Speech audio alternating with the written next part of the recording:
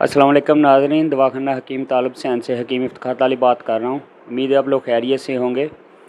अच्छा, आज आपको मैं बताऊँगा कि चाय का इस्तेमाल आपकी सेहत के लिए मौसर है या गैर मौसर, ये आपको कितना नुकसान देता है, इसके क्या फ़ायदे और क्या नुकसान आते हैं। चाय का मिजाज वैसे गर्म खुशक होता है। अगर कोई बंदा चाय पिए तो जिस्म में चुस्ती आना या थकान उतरना, ये इसकी खासियत है, खूबी है। लेकिन अगर आप चाय का ज़्यादा इस्तेमाल करते हैं, मुसलसल इस्तेमाल करते हैं, तो आपके मैदे में गर्मी खुश्की पैदा होने के चांसेस हैं। इसके अलावा मिजाज में चिड़चिड़ापन भी आ सकता है।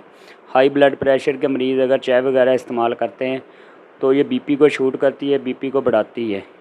इसके अलावा अगर कमज़ोर जिस्म वाले, सिंगल पसली वाले चाय ज़्यादा पीते हैं तो उनमें खून की कमी का होना, गुस्सा होना, दिमागी कमज़ोरी होना और बदन में खुश्की वगैरह का होना, ये मामलात हो सकते हैं। अगर आप चाय को बिस्कुट या बेकरी की अशिया के साथ, केक वगैरह के साथ इस्तेमाल करते हैं तो लाजमी तौर पर इससे आपका जो मैदा है ना, वो ना सिर्फ कमज़ोर होगा बल्कि मैदे में आपके गैस, कब्ज़ जैसी सूरत हाल भी पैदा हो सकती है। चाय का बहुत ज़्यादा इस्तेमाल आपको नुकसान दे सकता है, इसलिए इसको मतवाज़न तरीके से इस्तेमाल करें।